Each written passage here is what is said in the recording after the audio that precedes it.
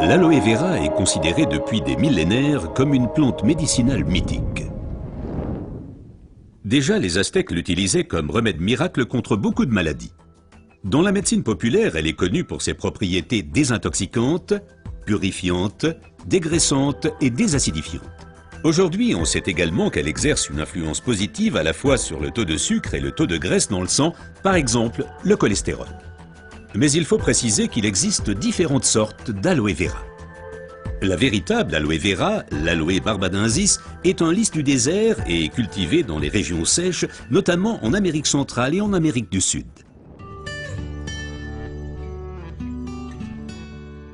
L'efficacité de l'aloe vera dépend principalement de son traitement, mais les différences se font dès la récolte. Pour éviter d'abîmer la plante, les feuilles doivent être coupées à la main. Comme la pellicule supérieure de la feuille contient de l'aloïne toxique qui protège la plante contre les animaux et a un effet laxatif pour l'être humain, il faut bien séparer l'enveloppe du gel intérieur. Le gel est du reste l'élément le plus précieux de l'aloe vera.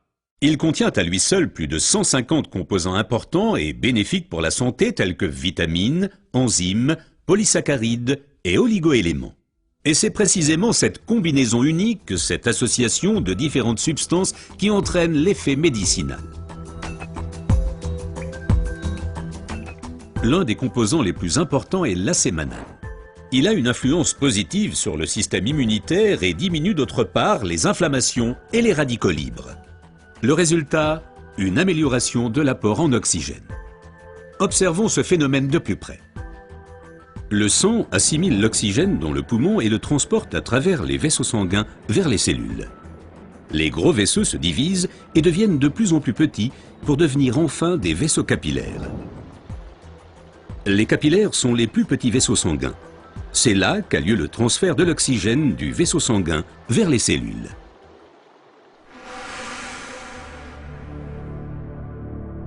Une alimentation malsaine, la pollution de l'environnement, le stress et des exigences élevées affaiblissent notre système immunitaire.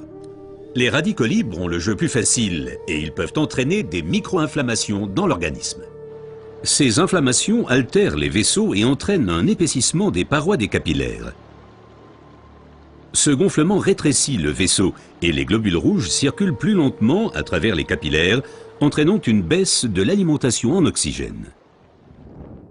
Et c'est là que l'aloe vera intervient. Elle réduit le gonflement des parois des capillaires. Les globules rouges circulent plus rapidement et l'alimentation en oxygène est améliorée. Les toxines et les impuretés sont évacuées plus rapidement. De récentes études indiquent que d'autres substances naturelles peuvent encore améliorer l'effet de l'aloe vera. Parmi ces substances, il faut citer tout d'abord le silicium, mais aussi l'huile d'onagre et enfin les minéraux basiques.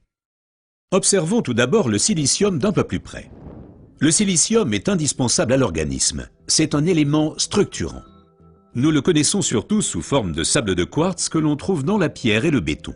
Dans l'organisme, le silicium contribue à stabiliser les tissus, mais il renforce également les os, les ongles, les cheveux, les tissus conjonctifs et les parois des capillaires.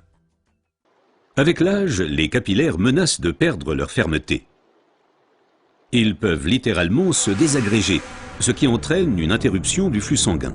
Dans le pire des cas, ceci peut entraîner des incidents vasculaires cérébraux et l'infarctus. Le silicium renforce et soutient les parois des capillaires et maintient ainsi le vaisseau sanguin ouvert. Les globules peuvent ainsi continuer à alimenter les cellules en oxygène. Mais le corps humain ne peut pas s'alimenter en silicium sous sa forme d'origine qu'est le sable de quartz. Toutefois, la nature offre des alternatives, et notamment une source végétale idéale, l'ortie. Car elle est riche en silicium naturel, mieux assimilable par l'être humain. Une oxygénation optimale ne dépend pas uniquement des capillaires, mais aussi et surtout de l'état du sang. Le sang ne peut bien circuler dans les vaisseaux capillaires que s'il est suffisamment fluide. Certaines substances peuvent améliorer la fluidité sang, l'huile d'onagre avec ses acides gras insaturés et naturellement les minéraux basiques. Les acides gras insaturés sont des fluidifiants du sang. Ils empêchent les globules de s'agglutiner et donc un épaississement du sang. Les minéraux basiques soutiennent l'élasticité des globules rouges et facilitent ainsi leur passage à travers les capillaires. Ces deux éléments améliorent la fluidité du sang et garantissent ainsi son alimentation optimale en oxygène. Permettez-moi de récapituler. Une oxygénation satisfaisante de nos cellules est une condition importante de notre santé et permet également de prévenir les maladies graves. L'aloe vera et son effet décongestionnant améliorent l'oxygénation. Le silicium renforce les parois des capillaires et garde le vaisseau sanguin ouvert. Cet effet est renforcé par l'huile d'onagre et aussi par les minéraux basiques. Ce que la médecine populaire savait depuis longtemps est maintenant confirmé par la recherche moderne.